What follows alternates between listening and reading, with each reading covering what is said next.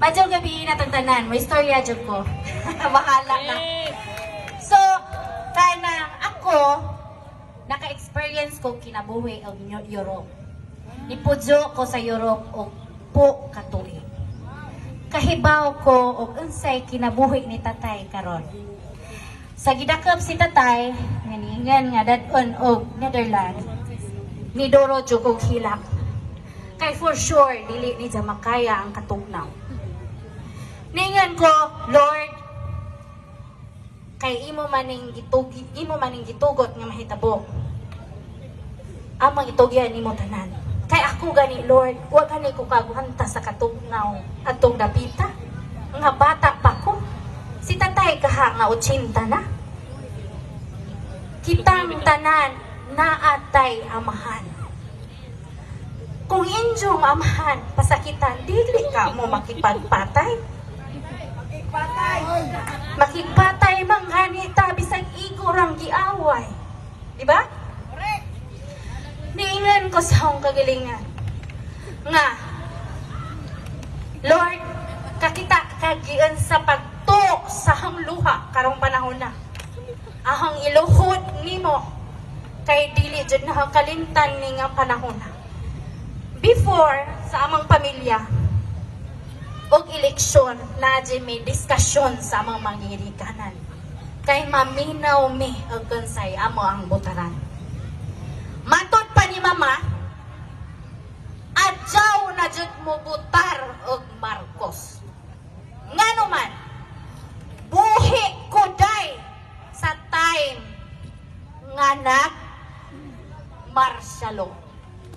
Kahibaw ko og unsay kinabuhi namo during martial law. Gusto ba mo nga mabati nas injuhang anak? Diba? Ako, isip ginikanan, dili na ang ahong kinabuhi ang gikinanganak, kundi ang future nas hang anak.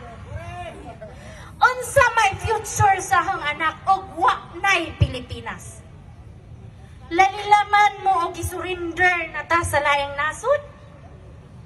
Hukman ta sa layang nasod.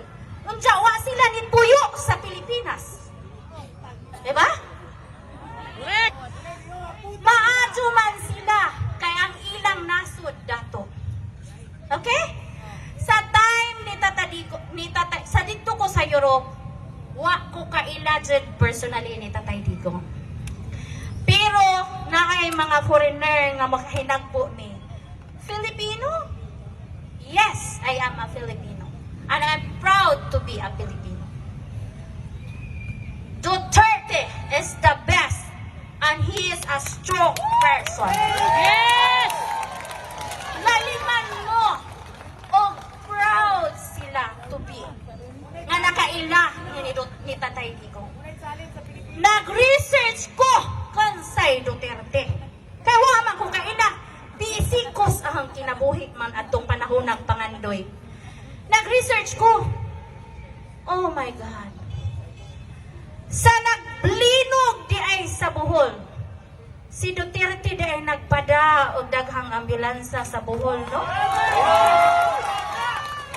Maupay ahong pagkahibaw nga dato di ay ang Davao. Kay nga naman, wa ka rin nakapada ang Manila o ambulansya sa Bohol? Correct! Diba? Diba? Tinaan. So karon, niingan ko sa kagalingan. Ang kasing-kasing ni Duterte dili matugunan. Yes! Ang inyong pagmahal sa inyong isang katao, way pagdumot saksi mo. Ngano man, huna-huna nga gipalubong si Marcos sa bayan. Huna-hunaan ninyo, ijatang kitudloan nga mo pasaylo. Kinsa may nitudlo nato, kinadaghanang nahimong presidente. Kung sa'y naay ngipon nga nagpadumot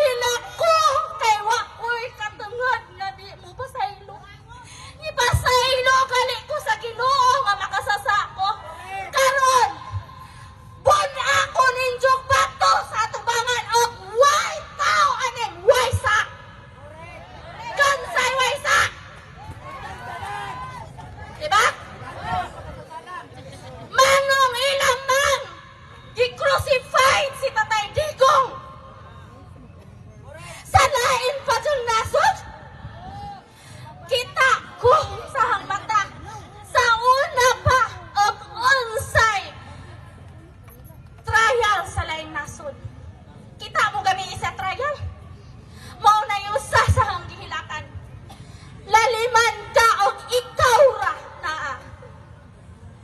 Ikaw ra nga usa ang imong si tatay ra ang isa sa Salvador. Ningan ko sa akong kagalingan paghuman sa hearing. Maadyo gani si tatay kay naay friend na bisag asa. Tua! Kamo sa inyong kaugalingan. Naapa mo'y friend nga ubanan mo bisag tumuadto mo bisag asa. Wa tay siguro. Bisan ako. Kay bisan gani atong mga anak. Wa ta kahibaw. Diba? Nakaingon ko sa mga pagalingan. Si Tatay Digong naa mailhan jud nga naa si Jay maadjong kasing-kasing o paghigugma sa ilang isip ka. Diba? Sa si Tatay misugod o gama o balaod nga naay national ID. Naa sa hunahuna nga maparihatag Europe. Kami sa Europe na amin national ID. Kano sa kanisod og Europe unsay imong ini-check sa imong number. Makit ang tanan kung sa imong doktor, nasakpan ba ka pulis, na priso ba ka, unsay pilay sud sa imong bank account. Everything is transparent. Maunay gusto ni tatay. Wa lang jud na apas tungod kay daghay tao nga wa na registered sa PSA. Wa siya na apas. Pero kinalamian ang tato. Maong nibutar ko ni Marcos kay gituboy ni Inday Sara. Kay isang ipatuloy ang wa na human ni tatay. Bugol! Wa! Kay bao mo manong ingani ahang debate? Nabudol ko. Maria ka! Sakit ka ahang dughan. Kay gisayangan ang ahang buto. Diba? Niingon ko sa ang kagalingan. Ang ahong mga friend na nga naa dito, which is kadto sila Alvin nga sigig text. Niingon jud ko, Ben, it's time to return the favor. Kay di ra pwede nga kitang tao mudawat rata kalingaw. We need to give our support. Diba? Yes! Kinsa man di ay makipaglaban ni tatay. Kita! Why not?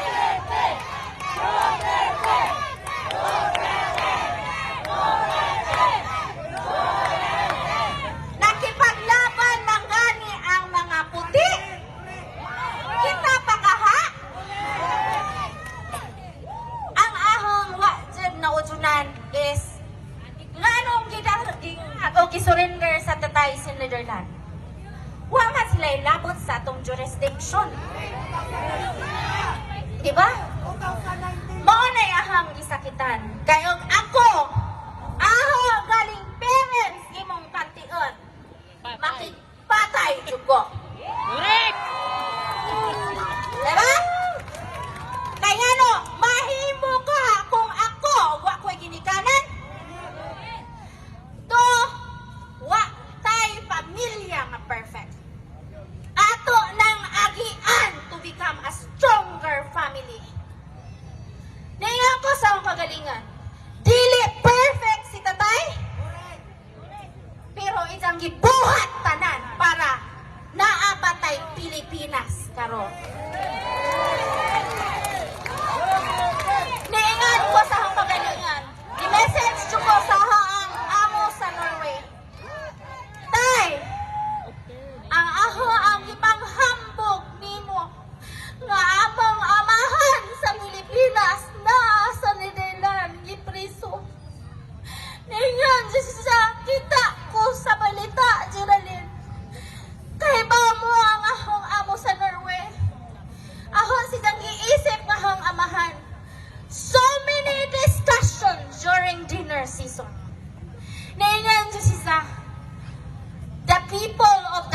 Philippines love Duterte.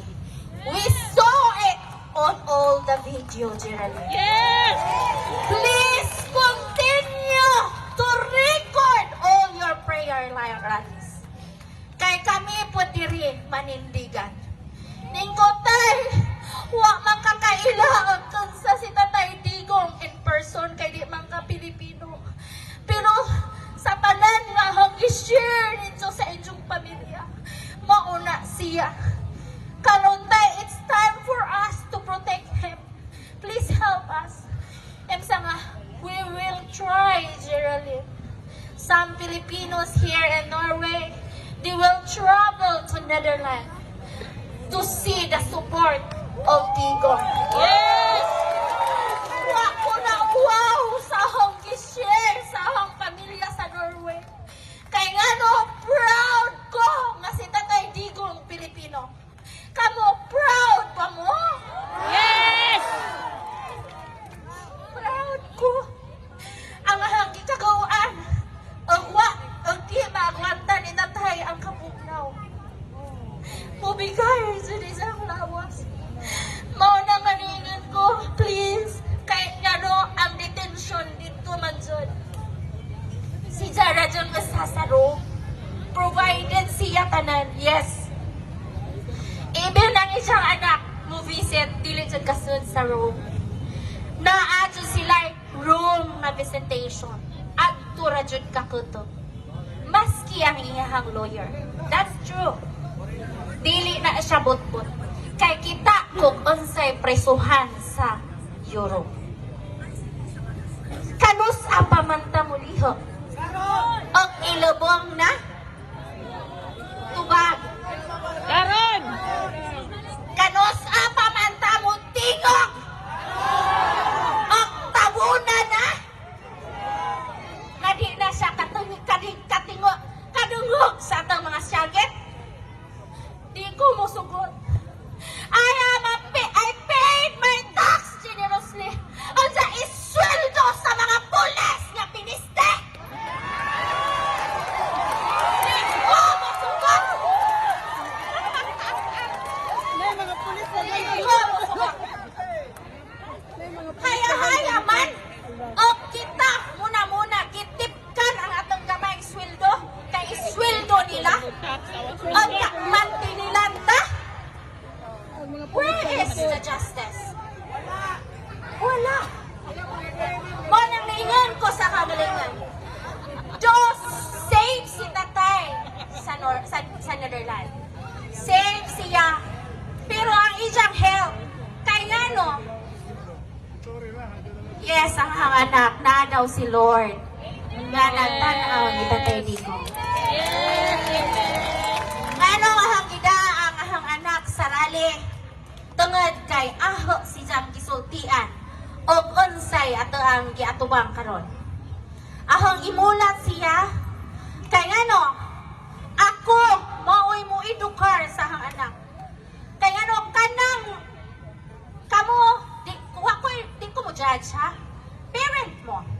Kamo mo ni disiplina sa inyong mga anak. Question na ang inyong kagalingan. Nganong na may anak na adik? True! Tungod sa ginikanan o sa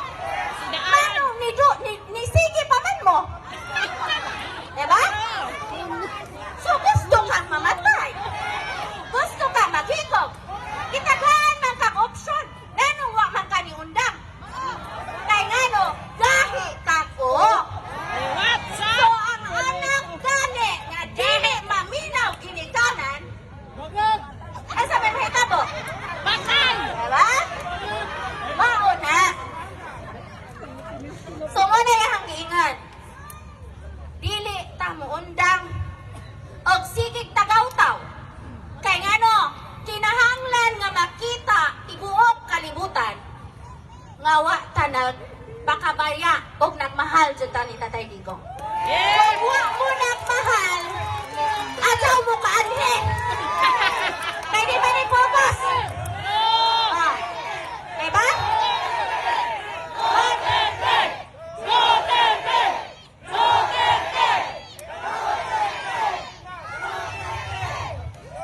Pero, niingon ko sa akong kagalingan, kay ni nga naman si Tatay, ahang amo sa Norway nga. Geraldine, your lawyer is not an ICC accredited lawyer. Dili siya kay bawag ang say proceeding ditong dapita. Kabantay mo sa izahang kuan? Ang mga judge, mura na gabasa og libro. Di pa dyan natin masabdan. Pag human, ipatingog si ang izahang council. At ang izahang council kay kinahanglan tanan isa nang isulti kay di nakapangita pangutan o utro. Di ba kasara si sa ipangutana? Ingana siya. Pero nagpasalamat ko, musakad ako sa stage, pero makitaan ko. Labo, magapo ko. Sorry, ganpan. So, ang diingnan ko nga, kung sa may atong ICC lawyer sa Pilipinas, Harry Roque, he is an ICC lawyer. Kabantay mo sa dawe mo, istorya si Roque, paspas. Okay. So, wa pa gihapon ta na pildi kay naaman day tay ICC lawyer. So ako murag naulian ko gabi pero naghilak jud ko sa ilawom sa hongonlan. So niingon ko sa akong kagalingan nga dili ta mapildi kay wa ta ng limbong. Yes! Onya ang mga tao kun sila ay nasod, sayod sila nga wa jud gid due process si Tatay Digong. True! Bawal siya nga isakay o private jet nga gastuan sa atong gobyerno. Kay dapat ang ICC may mukuha niya. So mao na isumbalan nga ibutang sa hang kasing-kasing karon. Pero kung tabang itaon mo ampo nga makaya ni ang weather. So mao ra na ang gitatuan nga anta makaya ni Tatay. So, salamat sa pagpaminaw sa ahang sharing, anta, mutanom, or musod na sa inyong mga dughan. Maadjong gabi, Duterte! Duterte! Duterte! Duterte! Salamat, Geraldine, sa imong pagtambit. At sa ito'y kredo ni mo, Geraldine?